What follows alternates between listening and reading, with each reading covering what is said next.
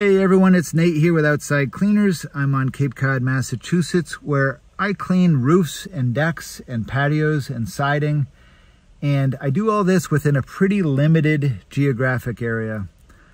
My service area tends to be pretty limited for a few reasons. First of all, I focus on quality over quantity. That means I work slower than I would otherwise. Second, I do all the work myself with these two hands. I don't have crews or minions or anything like that. I do it myself, which means I can only do so much so fast.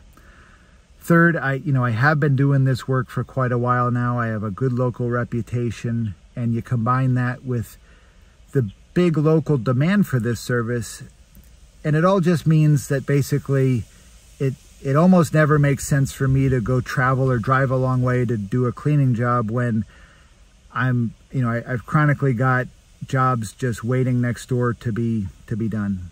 So that's why I limit my service area. But I'm aware that there's folks all around the country that are looking for this type of work, but you don't necessarily know who to call or how to go about finding this service. So that's why I'm making this video, and I'm hopeful that it's going to help somebody. For those who don't want to listen to me babble, you can go to the description and see the bulletized summary of what I'm going to say. For those who want to listen to my reasons for those bulletized things, let's get right into it. So if you're looking for, your roof to be cleaned or your siding or your decking to be washed, I suggest you come up with, first of all, a short list of service providers as candidates to hire. I suggest you come up with that list like this. First of all, ask a neighbor. Hey neighbors, who's had their roof cleaned, and were you happy with the service? Because if they weren't, that's just as important as if they were. That's really important information to know. I think that homeowners are never going to be happier with a service provided than they are when it's referred to them by a neighbor. That's just the pattern I see. Secondly, paint and hardware stores tend to have their ear to the ground when it comes to this type of service. They tend to know what's up in terms of, having an idea of who to call, or equally importantly, who not to call. If you inquire with a paint or hardware store, I do recommend that you physically go in there and try to talk to the manager. Don't go in on the busiest day of the year, but go in, talk to the manager. The reason for that is if you just call and you get the summer kid at the front desk, that kid might not know who to recommend. They haven't been around long enough to really absorb that information. But anybody who's been at one of those stores a while will have a sense of who can help for the type of cleaning project you have in mind. So now you've got sort of a short list. Notice I didn't mention like Angie's List or Nextdoor or even Google. Although those all can be helpful, it's worth being aware that they're all driven by advertising money. So there's a lot of quality services that don't choose to pay to be listed or pay for advertising, and I'm one of those. And I don't even think you could find me on Angie's List, but I know locally you can find services prominently displayed, and I know those services to be really bad. So listing or prominent listing on those sites isn't necessarily an indication of a service being good. And that's just the way I see it. All right, so now you've got your short list of services. I recommend that you email each of them and say, hey, this is where I live. You don't have to give your address, but give your neighborhood or at least your town, and say, this is what I'm looking to have cleaned. Is this a job that you'd be interested in taking a look at? It's just a yes or no. So that's going to do a couple things. First of all, give them a couple business days, but if you don't hear back in a few business days, cross them off the list. Secondly, it's going to give them an easy way to say no thanks. And that's going to save everyone a lot of time. This is important because in the exterior cleaning industry, everyone tends to have a niche. Some people only want to clean a cedar roof, not an asphalt roof. Some people only are looking for little jobs. Some people are only looking for big jobs. Some people, oh, that job is too high off the ground, and on and on and on. So just give them the chance right away to indicate yes or no if they're interested, and that'll probably help you cross off a couple from that list that you have. All right, so now once you've hopefully heard back from somebody who said they're interested in taking a look at your job, get back to them again and say, great, could you take a look at it? Get me a written work proposal. My address is, and please also send me, this is important, please also send me your certificates of insurance. Those certificates of insurance prove that the service provider is insured. There's different types of insurance, which I'll talk about in a moment. But first of all, the certificates, it's not like a diploma on the wall. It's an electronic certificate. It's a PDF document that can be sent to you. It should be sent to you directly from the service provider's insurance company, not from me. Because I could, let's face it, I could hop on Photoshop and make a PDF say whatever I want it to say. A certificate of insurance should go to you, the potential customer, directly from the insurance company by email. Okay? Now, types of insurance. It's unbelievable. I mean, unbelievable. The overwhelming vast majority of exterior cleaners doing business in this industry who advertise themselves as fully or properly insured, and all they've got is some ridiculous painter's liability policy. Not applicable, not the right thing, and not nearly enough for what they're doing. Look, if you're going to have somebody on your property dealing with chemicals, pressure, maybe heights on a ladder, you got to make sure that they are fully and properly insured. And I mean everyone from the newest guy on the job site to the owner of the service providing company. The types of insurance that you should look for are liability. That means if they damage something, you know, if they break a window or put a hole in your roof or whatever, they damage property, they're covered for it. Workers' compensation. If somebody gets hurt, if a worker gets hurt, you know, somebody falls and slips and breaks their spine on your property, workers' compensation will financially protect that worker, and by doing that, they're protecting you, the homeowner. Because if that worker isn't covered and has no good option, who do you think is getting sued in this world that we live in? Please.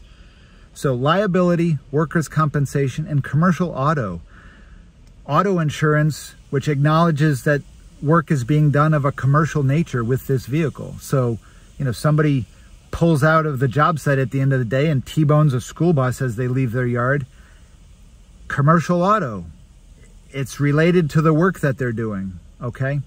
Look, I could go on forever about this issue, but the point is, inadequate or inappropriate insurance is rampant within the exterior cleaning industry. And by asking for proof of these things early on in your dialogue, it can certainly help weed out the duds from the, you know, legit pro quality services. All right, so some time goes by and you get a written work proposal mailed or emailed to you. Should say what's going to be done, an indication of how it's going to be done, and what it's going to cost. All right, so with that in hand, here's the questions you want to circle back with, and this is the last round of questions. I suggest asking them, who is actually going to do the job? And by who, I mean, how much experience does the least experienced person have that's going to be on this job site? And this is important because, I mean, just anecdotally, locally, it's unbelievable how many unhappy homeowners I talk to who hired the company that said they were in business for 20 years and, you know, 10,000 homes and all this. And then the guy that actually went out there and did the job didn't speak English. He'd been on the job site 2 weeks, had no training, and he butchered things. So it, you know, it's helpful to have a company with experience, but if the guy on the job doing the work doesn't have experience, then what's it matter, right? So find out, How much experience does the least experienced person have? That's helpful to know. Double check and make sure that everyone on the job site is covered with workers' compensation, including the service provider company owner. Yeah, in Massachusetts, all the cleaning companies' minimum wages might be covered with workers' comp, but it could be that the business owner, who is the guy actually doing the work up on the ladder, he might not have chosen to cover himself with workers' comp, and that's insane, and you should know about it. So hear from them, get confirmation that every single person on the job site doing the work is going to be covered with workers' comp. I think it's worth asking, how are they going to clean your roof or your deck or your siding? And why are they doing it that way? It's just a question. Just, you definitely don't tell them what to do. Leave that up to them, but ask them. And if the answer is, well, we're cleaning your vinyl siding this way because that's how the vinyl siding manufacturers say to do it, that's a great answer. And if they say, well, we're cleaning your decking this way because that's how we clean everything, I mean, to me, that's a red flag.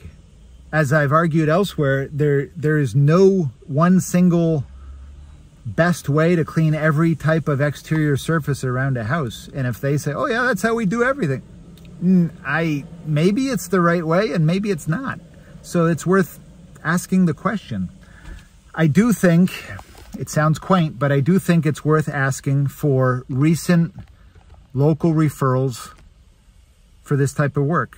So in other words, if I'm trying to sell a job to a local homeowner and I'm trying to clean their deck for them, I think they should ask me, like, hey, can you just tell me whose deck give me the name of somebody that you've cleaned their deck for in the area recently. Yeah, it's going to take a few minutes for me to, hop online and find someone for them to call, but it's a few minutes and it's your property. And, if they can't come up with a local recent referral, I do consider that a red flag. Have they not been working? Have they not been working in your area? It's worth knowing the reasons for this stuff. So now with somebody's work proposal in hand and their answers that you're satisfied with, go ahead and hire them. Enjoy your clean house. Well, I mean, that's how I'd go about finding an exterior cleaner to have your roof or deck or patio or siding cleaned. I do have a couple things that I suggest not asking an exterior cleaning service when you're looking for someone to hire. These are questions that I get, and when I hear them, like in my mind, I just picture a phone being hung up, and that's what I'm doing with the customer in my mind. I'm like, okay, this is done. I'm not going to pursue this job. When a customer or a prospective customer says, hey, I'm just looking for a price. Okay, so like what I hear is all you care about is the price, and either you're assuming that all quality is equal, which it isn't, or you're not caring about quality. And I know that somebody who's going to do a dog job is going to get the job because they're going to be 10% of my price. And that's all you care about. So as soon as I hear that all you care about is the price, I'm out. When somebody says, can you just give me a ballpark price? Like roughly what's it cost? Look, if you can't wait for me to come take the time to look at your job in person, why should I possibly guess based on the vague description from somebody that I've never met of what the cleaning job is? I mean, I can't tell you the last time somebody gave an accurate description of the condition of their roof. It's always, oh, there's just a little, and then I look at it in person and I'm like, this is what you call just a little? Don't ask them like what's an average such and such cost to be done. What's an average deck? I mean, look, maybe if you live in vinyl cookie cutter suburbia or, the California tracks where every development is exactly, literally the same as the other one, maybe you can talk about the average home or the typical deck. But on coastal New England, there is no average. There is no average home. There is no average roof. There is no average deck. Again, this is your property.